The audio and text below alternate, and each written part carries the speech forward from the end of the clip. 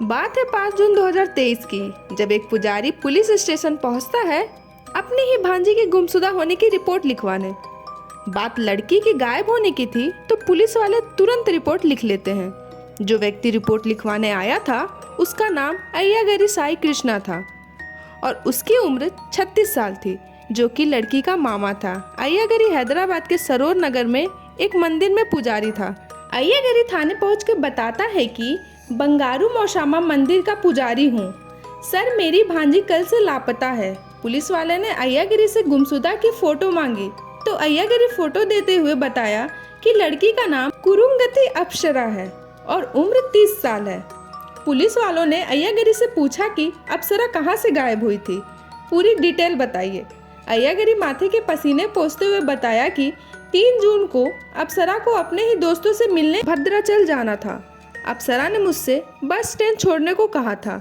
मैं अपनी भांजी को कार से शमशाबाद ड्रॉप करके अपने घर चला आया। फिर जब मैं अपनी भांजी को कॉल किया तो उसका फ़ोन स्विच ऑफ आ रहा था और अभी तक उसका फ़ोन ऑन नहीं हुआ। अय्यागरी ने बताया कि उसने उसके दोस्तों के पास भी पूछताछ की, लेकिन किसी के पास उसकी कोई खबर नहीं मिली। केस दर्ज होने के बाद पुलिस वाले तेजी से जांच करने लग जाते हैं। जैसा कि पुलिस वाले को अय्यागरी ने बताया था कि आखिरी बार अप्सरा को उसी ने देखा था, इस बात को कंफर्म करने के लिए पुलिस वाले अप्सरा की मां से मिलते हैं और अप्सरा की मां से पूछते हैं कि आखिरी बार अप्सरा किसके साथ बाहर गई थी। तो अप्सरा की मां जवाब देती है कि आखिरी बार अप्सरा अय्यागरी के साथ बाहर गई थी। अय्यागरी जो बयान पुलिस वालों को दिया था कि 3 जून की रात उसने अप्सरा को शमशाबाद स्टेशन के पास ड्रॉप किया था। पुलिस वाले उस रास्ते की लोकेशन को ट्रैक करते हुए सीसीटीवी खंगालना स्टार्ट करते हैं। अय्यागरी के बताए हुए पिकअप और ड्रॉप की लोकेशन बीच की दूरी 21 किलोमीटर के आसपास थी और इस 21 किलोमीटर के बीच की दूरी में 100 से ज़्यादा सीसीटीवी कैमरे लगे हुए थे।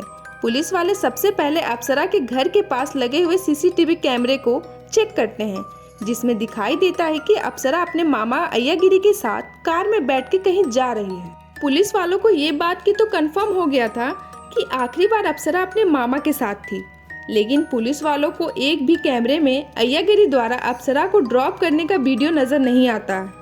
पुलिस ड्रॉप लोकेशन को और भी अच्छे तरीके से जांच करती है तो भी उनके हाथ कुछ नहीं लगता। पुलिस वालों को इस बात की पुष्टि हो गई थी कि अय्यागरी अप्सरा को स्टेशन पर ड्रॉप नहीं किया था। पुलिस वालों को बहुत खोजबीन करने के बाद भी ड्रॉप लोकेशन का पता नहीं लगता है। तो फिर एक बार पुलिस अय्यागरी से पूछताछ करना शुरू कर देती है। दूसरा पूछताछ करने पर अय्यागरी डर जाता है और पुलिस वालों को एक दूसरा लोकेशन बताने लगता है।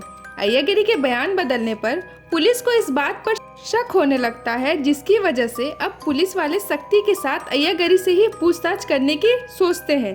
जब पुलिस पूछताछ शुरू करती है तो अय्यागरी पुलिस वालों को गुमराह करने की कोशिश करता है और पुलिस वालों को गुमराह करने के लिए नई नई बातें बनाने लग जाता है, लेकिन पुलिस वाले अय्यागरी की बातों में नहीं आते हैं और जब पुलिस अपना दूसरा तरीका आजमाती है तो धीरे धीरे अय्यागरी सच बताने लगता है। अय्यागरी जब पुलिस वाले को पूरी केस के बारे में बताता है तो लोगों के पैरों तले जमीन खिसक जाती है। अय्यागरी पुलिस को बताता है कि उसने अपने भांजे को कहीं पे भी ड्रॉप नहीं किया, बल्कि उसे मार दिया है।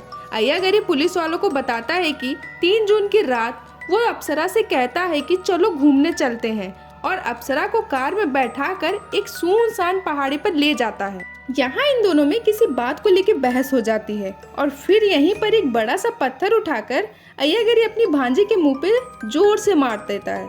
एक बार नहीं बल्कि लगातार अय्यागरी अप्सरा के चेहरे पे पत्थर से वार करता रहता है और बड़ी बेरहमी से उसे कुचलकर मार देता है।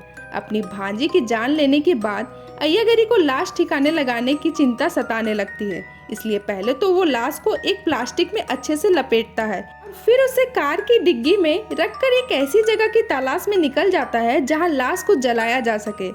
इस तलाश में वो एक और सुनसान जगह पे पहुंचता है और अपनी कार खड़ी करके लकड़ी की तलाश में लग जाता है, मगर उसे एक लाश को जलाने लायक लकड़ी नहीं मिलती है। उसको पकड़े जाने का भी डर था, इसलिए वो लाश को जलाने का फैसला बदल देता है और अब दूसरे तरीके से लाश को ठिकाने लगाने का प्लान बनाने लगता है। लाश को गाड़ी की डिग्गी में ही रखकर वो उसे कुछ देर तक अपने घर के पार्किंग में ही खड़ा रखता है और मौका मिलते ही कार को उस मंदिर के पीछे लेके चला जाता है जहाँ का वो पुजारी था। इस मंदिर के पीछे मंडल रेवेन्यू अफसर का ऑफिस था। ऑफिस के पास एक बड़ा सा मैन हॉल था। जब चारों तरफ सन्नाटा पसर जाता है तो अय्यागरी अपनी कार को इसी मैन हॉल के पास लेके जाता है और मौका पाते ही लाश को ठिकाने लगाने में लग जाता है। अप्सरा की लाश को इसी मैन हॉल में डालकर इसका ढक्कन बराबर से बंद कर देता है, कोई भी इस लाश तक ना पहुंच पाए। इसलिए अय्यागरी इस मैन हॉल पर 2 ट्रक मिट्टी भी गिरवा देता है। लेकिन 2 ट्रक मिट्टी डालने के बावजूद भी अगले दिन अय्यागरी महसूस करता है कि थोड़ी थोड़ी बदबू बाहर आ रही है। इसलिए वो मिट्टी हटाकर पहले वो मैन हॉल के ऊपर बढ़िया से सीमेंट की प्लास्टर चढ़ा देता है, फिर उसे मिट्टी से ढक देता है। अब अय्यागरी को लगने लगता है कि उसने सही जगह पर लाश को छिपा दिया है और वो कभी भी पकड़ा नहीं जाएगा। लेकिन एक समस्या थी, उसकी बहन जानती थी कि अप्सरा को आखिरी बार अय्यागरी ही बाहर लेके गया है। ऐसे में वो पुलिस से शिकायत कर सकती थी, इसलिए किसी को शक ना हो इसलिए अय्यागरी खुद ही पुलिस स्टेशन जाके अपनी भांजी के गायब होने की शिकायत दर्ज करवा देता है। मगर उसकी ये चालाकी काम नहीं आती और पुलिस के सामने उसका झूठ पकड़ा जाता है। अब पुलिस वाले हत्या के मोटिव के बारे में पता लगाने का फैसला करते हैं। जब पुलिस वाले अय्यागरी से हत्या के कारण के बारे में जानने की कोशिश करते हैं तो अय्यागरी कुछ और चौंका देने वाला खुलासा करता है। अय्यागरी के मुताबिक अप्सरा और अय्यागरी पिछले काफी समय से एक दूसरे के साथ रिलेशनशिप में थे।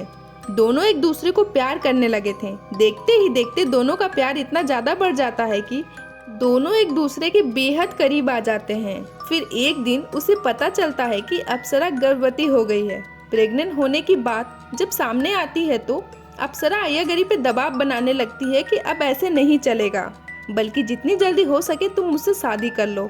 मगर अय्यागरी के सामने ये समस्या थी कि कई साल पहले उसकी शादी दूसरी लड़की से हो चुकी थी और उसके 2 बच्चे भी थे। ये बात अप्सरा भी जानती थी, इसलिए वो लगातार अप्सरा को समझाने की कोशिश करता है। इस पर अप्सरा कहती है कि तुम मुझसे शादी कर लो और अपनी पत्नी को छोड़ दो। जबकि अप्सरा और अय्यागरी के पहले से ही एक रिश्ता था, इसलिए अप्सरा के लाख जिद करने के बावजूद भी अय्यागरी शादी के लिए मना करता रहता है। इस बीच अय्यागरी के समझाने पर अप्सरा अपना अबॉर्शन करवा लेती है। अबॉर्शन के बाद ही वो लगातार अय्यागरी पर शादी का दबाव बनाने लगती है। इसी के बाद अय्यागरी खौफनाक प्लान बनाना शुरू कर देता है और फिर 3 जून की रात आखिरी बार लॉन्ग ड्राइव के बहाने अप्सरा को लेकर घर से बाहर निकलता है।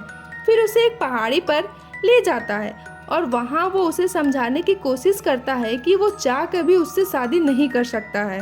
मगर यहाँ भी अप्सरा कुछ समझने के लिए तैयार नहीं है। अय्यागरी के मुताबिक जब अप्सरा किसी भी तरह समझने के लिए राजी नहीं होती है तो वो एक बड़ा सा पत्थर उठाकर अप्सरा के चेहरे पे मार देता है और वो तब तक मारता है जब तक उसे यकीन ना हो जाए कि अब अप्सरा मर चुकी है। इस खुलासे के बाद अय्यागरी को गिरफ्तार करते हुए पुलिस कस्टडी में भेज दिया जाता है। पुलिस जांच में अय्यागरी का नेट सर्च हिस्ट्री भी सामने आती है। इससे पता लगता है कि अय्यागरी अप्सरा की हत्या करने से पहले इंटरनेट पर सर्च करता है कि how to kill human being. आगे कुछ दिनों की पूछताछ के बाद पुलिस वाले इस पूरे मामले का खुलासा करते हैं। एक मामा भांजी के अवैध रिश्ते और हत्या की खबरें बाहर आते ही सुर्खियां बटोरने लगती हैं। आसपास के राज्यों के अखबारों में भी इसे कवर किया जाता है।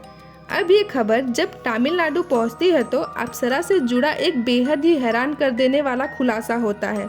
दरअसल जब ये खबर मीडिया द्वारा तमिलनाडु में रहने वाली धनलक्ष्मी तक पहुंचती है तो वो मीडिया वालों के सामने एक चौंका देने वाला खुलासा करती हैं।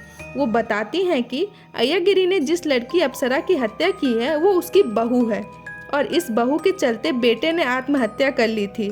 आगे इस मामले में पुलिस जांच करती है तो पता चलता है कि कुछ साल पहले ही अप्सरा की शादी कोयम्बटूर में रहने वाले सॉफ्टवेयर इंजीनियर कार्तिक राजा से हुई थी। कार्तिक राजा एक बड़ी कंपनी में काम करता था जहां उसे अच्छी खासी सैलरी मिल रही थी। कार्तिक की मां के अनुसार शादी के बाद अप्सरा की मां के अरुणा भी अपनी बेटी के यहाँ रहने चली आती हैं। अब दोनों माँ बेटी मिलके कार्तिक के पैसों पर ऐश करना शुरू कर देती हैं। ये लोग आए दिन 5 स्टार होटल में जाके खाना खाने लगती हैं। रोजाना कार्तिक पर शॉपिंग करने का दबाव बनाने लगती हैं। इसके अलावा अप्सरा और उसकी माँ कार्तिक के पैसों से महंगे महंगे गहने खरीदने लगती हैं। ये बात सच थी कि कार्तिक अच्छा पैसा कमा रहा था, मगर जब कार्तिक की बीवी और सासू माँ बेतहाशा पैसा खर्च करने लगती हैं तो कार्तिक की भी आर्थिक स्थिति गड़बड़ा जाती है। वो अपनी सासू माँ और बीवी के शौक पूरे करने के लिए 25 लाख का लोन भी ले लेता है। कार्तिक की माँ के अनुसार दोनों मिलकर कार्तिक का ये पैसा भी खत्म कर देते हैं।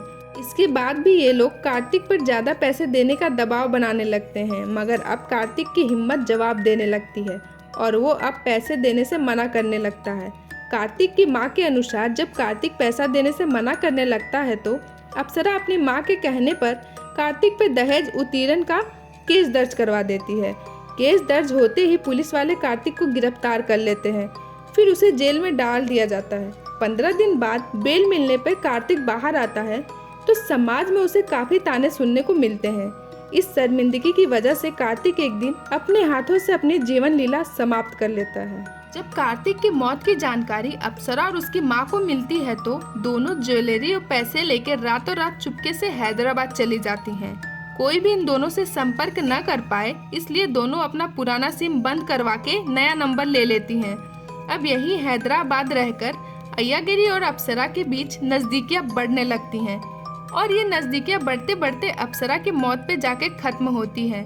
जब अप्सरा और उसकी मां पर फर्जी केस उत्पीड़न का केस दर्ज करवाने और उसकी वजह से एक बेगुनाह इंसान की जान जाने की खबर जब सामने आती है तो लोग अप्सरा के साथ हुई घटना को एंड ऑफ कर्मा का नाम देने लगते हैं।